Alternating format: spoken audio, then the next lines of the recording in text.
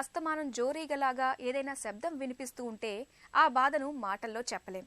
ఇక తరచూ చెవిలో నుంచి చీము, రక్తం కారటం, పొద్దస్తమానం చెవి అంతా నొప్పిగా ఉండటం ఇవన్నీ మనల్ని బాగా చికాకు పెట్టేస్తాయి.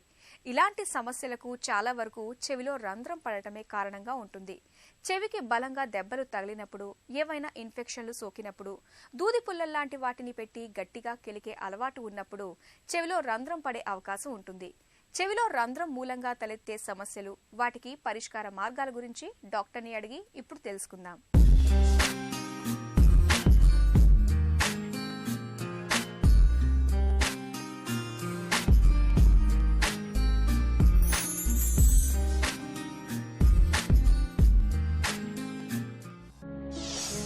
చెవిలో రంధ్రం ఎందుకు పడుతుంది? ఈ చెవిలో రంధ్రం అనే సమస్య పిల్లల్లోనూ పెద్దల్లోనూ చూస్తూ ఉంటాము. యూజువల్గా మధ్య చెవి ఇన్ఫెక్షన్ వచ్చి ఈ చెవిలో రంధ్రం అయ్యేదానికి అవకాశం ఉంటుంది. అంటే మధ్య చెవిలో పస్ లాగా ఫామ్ అయ్యి ఇయర్ డ్రమ్ మీద ప్రెషర్ అయ్యి ఇయర్ డ్రమ్ రప్చర్ అయ్యి పర్ఫరేషన్ అయ్యేదానికి అవకాశం ఉంటుంది.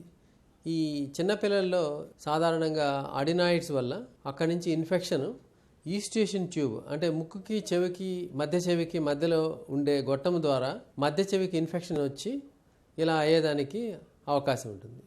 ఇదే ప్రాబ్లం పెద్దవాళ్ళలో అడినాయిడ్స్ అనే సమస్య ఉండదు. కానీ any upper respiratory tract infection వచ్చి ముక్కు వెనక భాగం నుంచి ఇన్ఫెక్షన్ మధ్య చెవికి ఎక్స్టెండ్ అయ్యి పెద్దవాళ్ళలో కూడా ఇదే సమస్య రావచ్చు. ఇంతేకాకుండా వేరే కొన్ని కారణాల వల్ల కూడా మనకి కర్ణబేర్లో రంధ్రం అయ్యేదానికి అవకాశం ఉంటుంది. అవి చాలా అరుదుగా జరుగుతుంటుంది. అంటే యూజువల్గా ఈ చెవిలో ఈ పుల్లలు లాంటివి పెట్టడం, ఇది తిప్పడం వాటి వల్ల కొంతవరకు ఇయర్ కెనాల్ డ్యామేజ్ ఎక్కువ అవుతుంటుంది. కానీ రేర్గా ఇయర్ డ్రమ్ కూడా కొంతమంది డ్యామేజ్ అయ్యేదానికి అవకాశం ఉంటుంది. అంతేకాకుండా లౌడ్ నాయిస్ ఎక్స్పోజ్ కావడం, అంటే ఈ పెద్ద క్రాకర్స్ బర్స్ట్ కావడం, అలాగే ఈ బాంబ్ బ్లాస్ట్ లాంటివి ఈ కర్ణబేర్లో రంధ్రం అయ్యేదానికి అవకాశం ఉంటుంది. అంతేకాకుండా ఈ హెడ్ ఇంజరీస్లో కూడా మనం ఇయర్ డ్రమ్ రప్చర్ కావడం అనే సమస్య చూస్తూ ఉంటాం. చెవిలో రంధ్రం ఎన్ని రకాలుగా ఉంటుంది?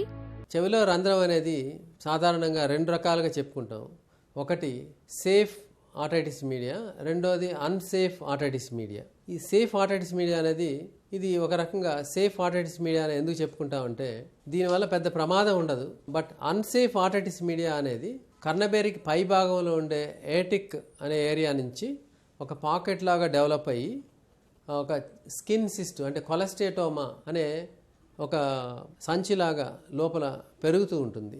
దీనివల్ల ఈ ఇన్ఫెక్షన్ చెవికి పై భాగంలో మెదడు ఉంటుంది. ఈ మధ్యలో ఉండే షెల్ఫ్ స్కల్ బేస్ని కూడా డ్యామేజ్ చేసి బ్రెయిన్కి ఇన్ఫెక్షన్ ఎక్స్టెండ్ అయ్యే అవకాశం ఉంటుంది. కాబట్టి దీనిని అన్సేఫ్ ఆటైటిస్ మీడియా అని అంటాం. చెవిలో రంధ్రం మూలంగా తలెత్తే సమస్యలేంటి? మామూలుగా ఈ పెద్ద రంధ్రమైన వాళ్ళకి ఎక్కువ డిశ్చార్జ్ వస్తుంటుంది. అంటే చెవిలోంచి చీములాగా వాటర్ లాగా ఎక్కువగా కారుతుంటుంది ఈ పెద్ద రంధ్రం అయిన వాళ్ళకి. అంతేకాకుండా వినికిడి శాతం కొంత తగ్గుతుంది.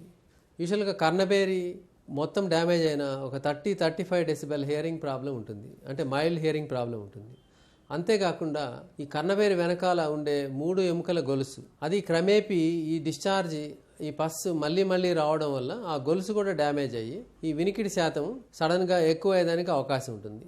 ఈ 30-35% ఉండే వినికిడి సమస్య 50-60% ఎక్కువ అయ్యేదానికి క్రమేపీ అవకాశం ఉంటుంది. అలాగే అన్సేఫ్ ఆటైటిస్ మీడియాలో ఈ ఏటిక్ పర్ఫరేషన్ ఉన్న వాళ్ళకి చెవిలో చీము కారడం అనేది చాలా తక్కువ వస్తుంది. లోపలనే ఆ సిస్ట్ లాంటిది కొలెస్టోమా అనేది ఎక్స్పాండ్ అవుతూ పోతూ బ్యాడ్ స్మెల్ వస్తుంటుంది. మినిమల్ డిశ్చార్జ్ వస్తే దట్ ఈజ్ మోర్ డేంజరస్. ఎందుకంటే చుట్టూ ఉండే బోన్ అంతా అది డ్యామేజ్ చేస్తూ పోతుంది. కాబట్టి ఆ బోన్ నెక్రోసిస్ వల్ల బ్యాడ్ స్మెల్ వస్తుంటుంది.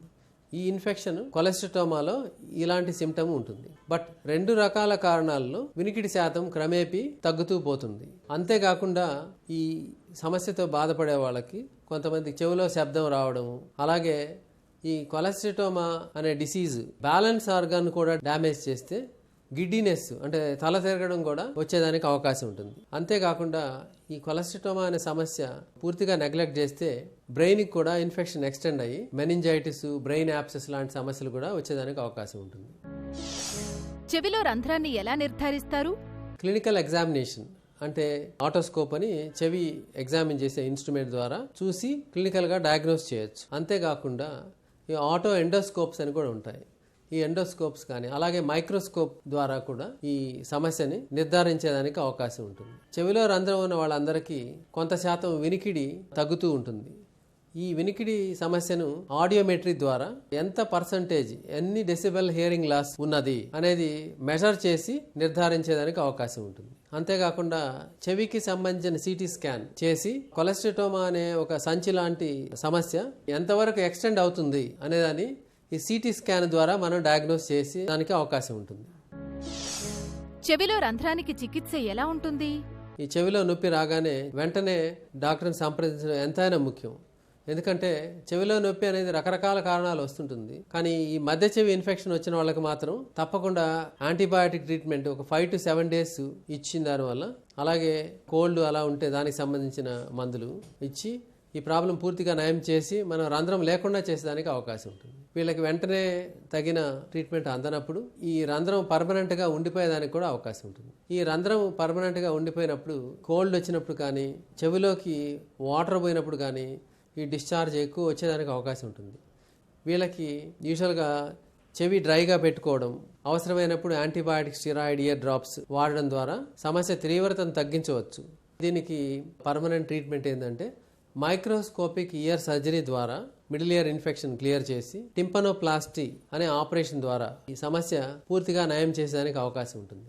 అంతేకాకుండా అదే సమయంలో ఈ కర్ణబేరి వెనకాల ఉండే 3 ఎముకల గొలుసు డ్యామేజ్ అయి ఉంటే దాన్ని కూడా మనం రీకన్స్ట్రక్ట్ చేసి వినికిడి సమస్య కూడా లేకుండా చేసేదానికి ఈ మైక్రోస్కోపిక్ ఇయర్ సర్జరీ ద్వారా అవకాశం ఉంటుంది. ఈ అన్సేఫ్ ఆటైటిస్ మీడియా అనే కండిషన్లో కూడా మైక్రోస్కోపిక్ ఇయర్ సర్జరీ ద్వారా చెవి కర్ణబేరి వెనకాల ఈ మాస్టాయిడ్ బోన్లో పెరిగే ఆ సిస్ట్ లాంటి సమస్యను కంప్లీట్గా దాన్ని రిమూవ్ చేసి శాశ్వతంగా పరిష్కరించేదానికి అవకాశం ఉంటుంది. చెవిలో రంధ్రం పడకుండా చూసుకోవచ్చా? చిన్నపిల్లల్లో అయితే కోల్డ్ రాగానే వెంటనే ట్రీట్మెంట్ తీసుకోవడం చాలా ముఖ్యం. ఎందుకంటే ఈ ఇన్ఫెక్షన్ మధ్య చెవికి ఎక్స్టెండ్ అయ్యి ఇయర్ డ్రమ్ వెనకాల పస్ ఫామ్ అయ్యి ఇయర్ డ్రమ్ రప్చర్ అయ్యేదానికి అవకాశం ఉంటుంది. కాబట్టి చిన్నపిల్లల్లో ఈ జలుబు అనే సమస్యని ఈజీగా తీసుకోకుండా వెంటనే ట్రీట్మెంట్ ఇప్పించడం ద్వారా మనం కర్ణబేర్లో రంధ్రం కాకుండా చూసేదానికి అవకాశం ఉంటుంది. అలాగే పెద్దవాళ్ళలో కూడా కోల్డ్ చేసి కాఫ్ వచ్చి చెవి నొప్పి వస్తే వెంటనే డాక్టర్ని సంప్రదించి ఈ మధ్య చెవిలో ఇన్ఫెక్షన్ ఎక్కువయ్యి కర్ణబేరి రప్చర్ కాకుండా ఉండేదానికి అవకాశం ఉంటుంది. అంతేకాకుండా ఎనీ నాయిసీ ప్లేస్లు కూడా అవాయిడ్ చేయడం ఎంతైనా ముఖ్యం. ఇక ఈ రోజు కార్యక్రమాన్ని ముగించే ముందు సన్షైన్ హాస్పిటల్ సమర్పించు ఒక చిన్న చిట్కా మీకోసం. పల్చటి మజ్జిగలోకి కొద్దిగా నిమ్మరసం, కొంచెం ఉప్పు, కొంచెం పంచదార కలుపుకుని తరచూ తాగుతూ ఉండండి. అతిదాహం నుంచి మంచి ఉపశమనం ఉంటుంది.